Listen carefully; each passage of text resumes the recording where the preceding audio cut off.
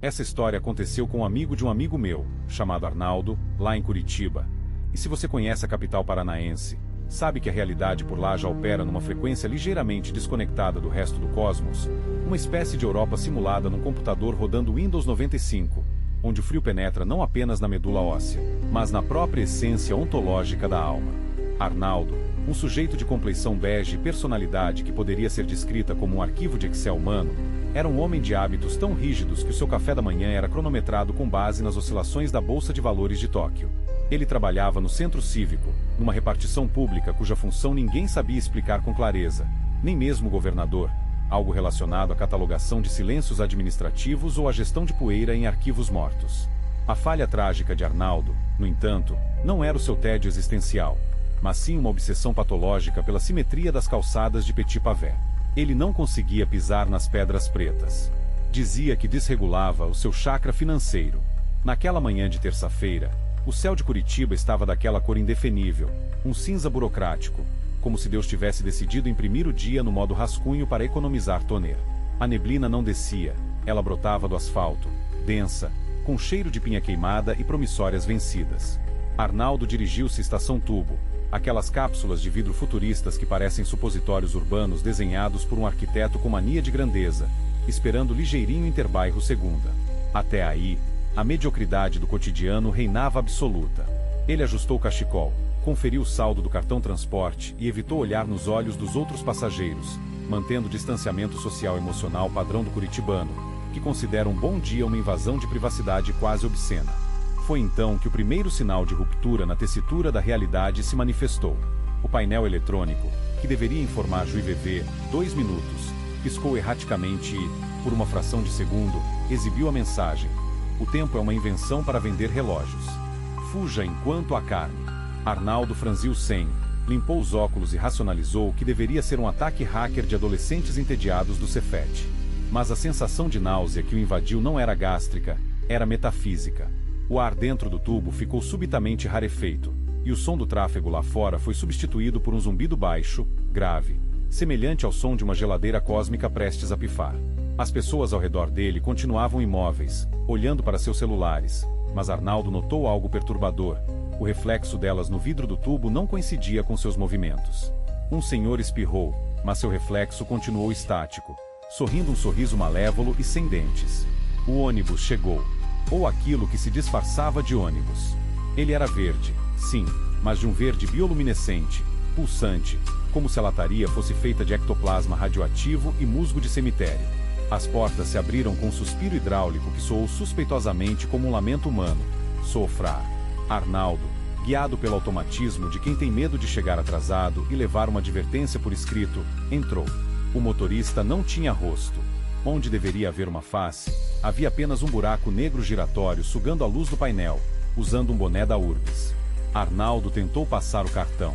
A catraca emitiu um som de reprovação, não habitual bip, mas uma voz gutural, vinda de lugar nenhum e de todos os lugares, que proclamou créditos de esperança insuficientes. Insira um sonho de infância para prosseguir. Arnaldo, suando frio, um suor gélido que parecia óleo de motor, bateu no validador. Eu recarreguei ontem na banca da Praça Rui Barbosa. Isso é um absurdo. Eu vou reclamar no 156, gritou ele, a voz falhando, tentando invocar a burocracia municipal como um escudo contra o horror lovecraftiano. O cobrador, que até então parecia estar dormindo, levantou a cabeça. Ele era, para o absoluto pavor e confusão de Arnaldo, uma capivara gigante usando um colete de crochê e óculos fundo de garrafa. A capivara olhou para ele com um desprezo aristocrático e disse, num português arcaico e perfeitamente diccionado: o senhor por acaso preencheu o formulário 28B, solicitando permissão para transitar entre as dimensões da melancolia pluvial? Ou acha que este veículo é a casa da mãe Joana? A essa altura, o ônibus já havia arrancado, mas não estava andando pelas ruas do bairro Cabral. As janelas mostravam uma paisagem distorcida, onde araucárias gigantescas, feitas de ossos e neon, perfuravam o céu roxo. Prédios familiares de Curitiba, como o Museu do Olho, piscavam e se transformavam em globos oculares reais, gigantescos e injetados de sangue, observando o trânsito com julgamento moral. Arnaldo sentiu os joelhos derreterem, assumindo a consistência de uma polenta amanhecida. Ele tentou se sentar, mas os bancos eram feitos de carne morna e pulsante. Isso não está no regulamento da prefeitura. Ele guinchou, agarrando-se a um corrimão que tinha a textura viscosa de uma língua gigante.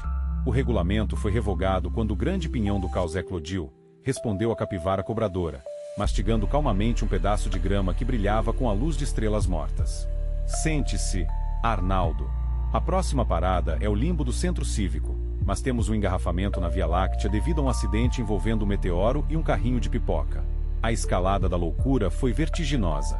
A gravidade dentro do ônibus começou a flutuar. Arnaldo viu sua própria pasta de couro levitar, abrir-se e despejar seus relatórios, que se transformaram em morcegos de papel e começaram a atacar os outros passageiros. E os passageiros? Agora ele via com clareza. Não eram pessoas. Eram manequins de loja de departamento, daqueles sem cabeça, vestidos com roupas de inverno da coleção passada, segurando cuias de chimarrão vazias. Eles não se moviam, mas emanavam uma desaprovação silenciosa, aquele julgamento passivo-agressivo típico de quem acha que você está falando alto demais numa biblioteca. Arnaldo, num acesso de pânico racionalista, tentou a única coisa que um funcionário público brasileiro sabe fazer diante do apocalipse: pedir para falar com o gerente.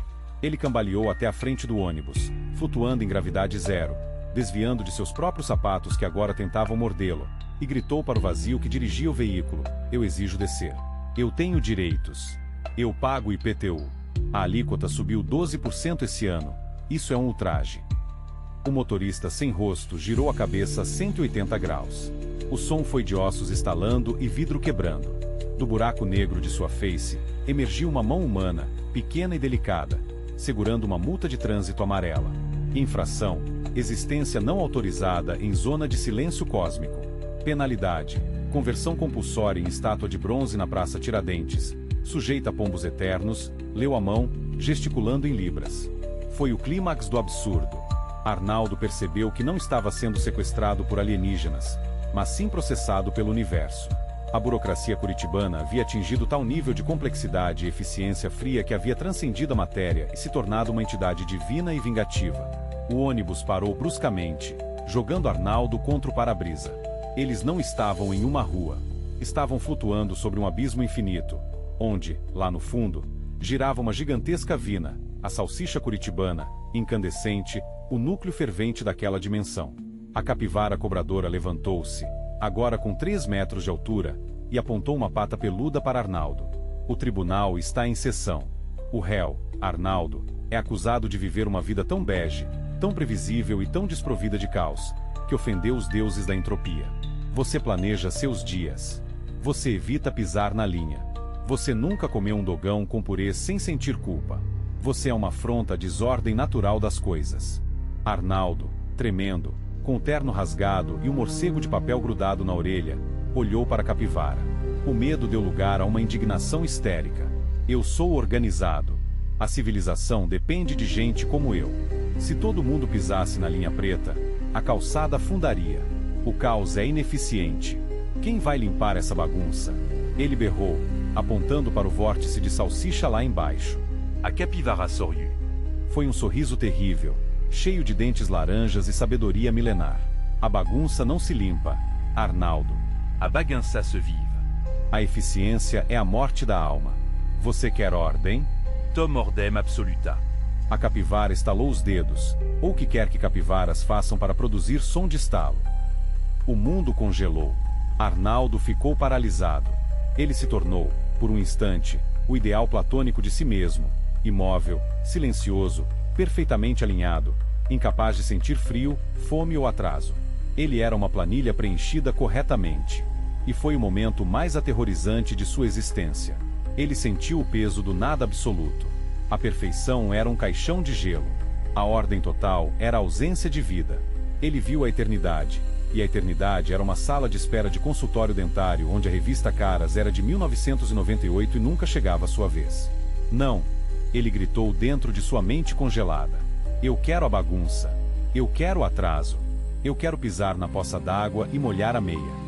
Eu quero o troco errado em bala de iogurte. Com esse pensamento, o desejo pelo caos quebrou o feitiço. O ônibus explodiu em uma nuvem de pinhões e glitter. Arnaldo foi arremessado através do vórtice, caindo, caindo, caindo. Enquanto ouvia a risada da capivara ecoando como um trovão, atestado médico recusador. Ele acordou subitamente, estatelado no chão da estação tubo, com o rosto colado no metal frio. As pessoas ao redor, finalmente, olhavam para ele. Não com horror cósmico, mas com aquele julgamento social constrangedor de quem vê um adulto de terno deitado no chão em posição fetal às 7 da manhã. O ônibus Interbairro Segunda, o real, sujo, barulhento e lotado, estava parado, com as portas abertas.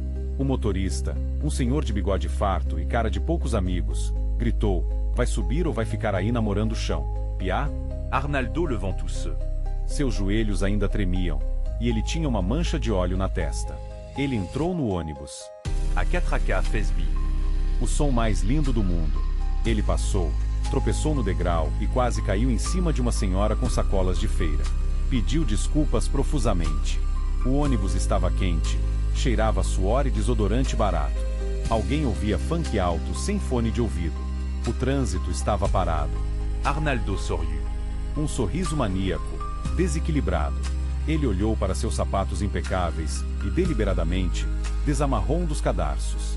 Deixou ali, solto, uma pequena serpente de anarquia no seu universo controlado. Ele chegou ao trabalho atrasado. Quando o chefe perguntou o motivo, Arnaldo não inventou uma desculpa sobre o trânsito ou o despertador.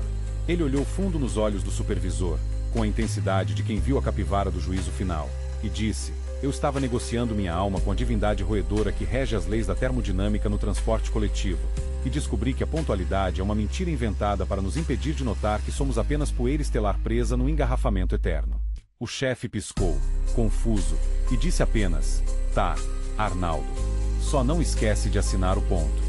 Desde aquele dia, Arnaldo mudou. Ele ainda trabalha na repartição, mas agora, às vezes, ele pisa nas pedras pretas da calçada. De propósito. E toda vez que vê uma capivara no Parque Barigui, ele faz uma reverência discreta e sussurra: obrigado pelo caos. As pessoas acham que ele enlouqueceu, mas Arnaldo sabe a verdade. A loucura é achar que tudo faz sentido. A sanidade é aceitar que a vida é um ônibus dirigido por um buraco negro, e a única coisa que podemos fazer é segurar firme e aproveitar a viagem, mesmo que a gente tenha esquecido de carregar o cartão. E lá no fundo, bem no fundo, ele ainda sente o cheiro de ozônio e pinhão queimado sempre que a neblina baixa em Curitiba, lembrando de que a realidade é apenas uma fina camada de gelo sobre um oceano de absurdo indomável.